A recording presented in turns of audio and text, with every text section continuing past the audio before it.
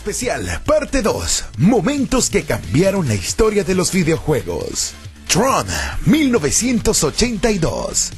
Alejémonos unos instantes de los videojuegos en sí e indaguemos en la percepción que había de ellos por entonces. La novedad del videojuego había pasado. Ya no eran vistos como algo pasajero, pero seguían siendo una actividad que disfrutaba una minoría. Continuaban relegados al ostracismo social y no estaban integrados en la cultura general. Una película rompería este muro y haría que los videojuegos saltaran a un medio, el cine, que en ese momento tenía una aceptación mucho mayor. Tron, eso sí, fue en su momento un pequeño fracaso, pero encontró el lugar que le correspondía en el mercado doméstico. Tron nos metía de lleno en un ordenador en el que los programas eran seres vivos que pensaban y sentían. Fue además la primera película en incluir efectos digitales para mostrar el interior de la red. Los momentos más recordados de la película son, sin duda, los relacionados con las carreras de motos, las batallas de discos y la huida en los tanques de paranoides espaciales.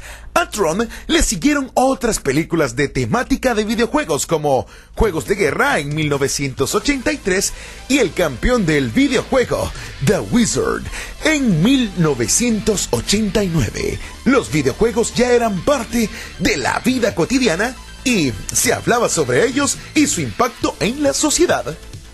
Game Boy y Tetris, 1989. Game Boy no fue el primer sistema de videojuegos portátil, pero sin duda fue el más influyente y de más éxito de su época. El combo con Tetris fue absolutamente devastador y sirvió para que una generación entera de jugadores descubriera que los videojuegos ahora se podían llevar a cualquier lado.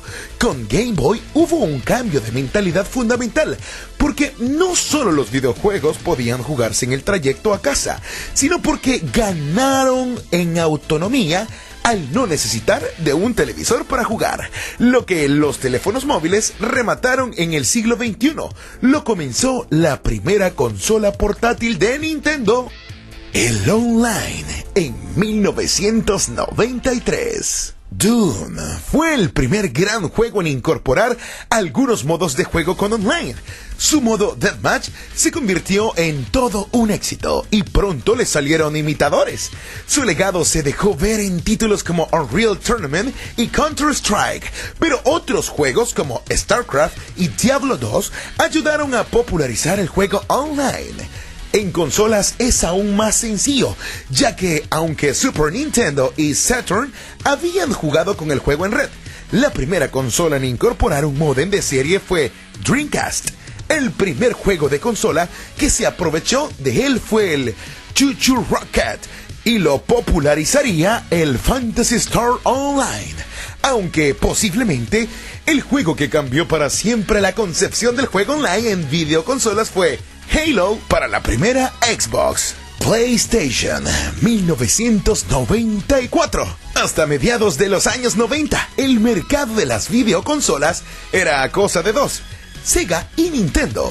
Por una serie de acuerdos mal logrados con Nintendo, Sony se encontró con una máquina de videojuegos con soporte de CD para ella solita, máquina que además recientemente se ha podido ver por primera vez y comenzó a preparar un asalto a casas de los consumidores de videojuegos. La jugada no les pudo salir mejor. Después de unos comienzos discretos, la PlayStation comenzó a despegar de forma imparable y convirtió a Sony en referente absoluto de los videojuegos.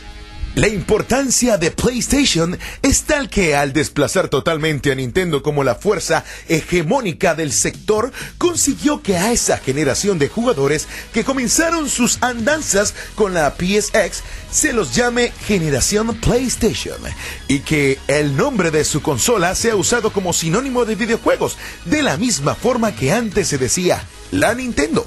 Junto a la PlayStation también llegó un momento de madurez para los videojuegos, que comenzaron a ser cada vez más elaborados. Contenían elementos audiovisuales más complejos, las tramas se oscurecieron y, en definitiva, con la aparición de nuevos géneros, la industria dio un paso más hacia la madurez. Mario 64, 1996. Pese a que Sony definió a una generación con PlayStation, Nintendo continuaba haciendo lo que mejor sabía hacer: juegos. Mario 64 fue a los videojuegos poligonales lo que Super Mario Bros. A los sprites de los 8 bits. El marco de referencia: se habían hecho juegos tridimensionales antes, pero Mario 64 dejó a escribas una serie de reglas de cómo debían de ser estos juegos, unificó criterios, se desmarcó con un apartado visual sin igual, se sacó de la manga un sistema de cámaras que aún a día de hoy es difícilmente igualado. Y, en definitiva, le dijo a todo el mundo cómo tenían que ser los juegos en 3D. Años más tarde, Ocarina of Time refinaría estas reglas como no se creía posible, pero hay que recordar aquella primera partida a Mario 64 y tener la vivida sensación de que estabas cruzando una línea para la cual no había marcha atrás. Todo había cambiado. Estos son los momentos de los videojuegos en Fuera de Control. Yo soy Brian Enamorado y continuamos con más de Fuera de Control.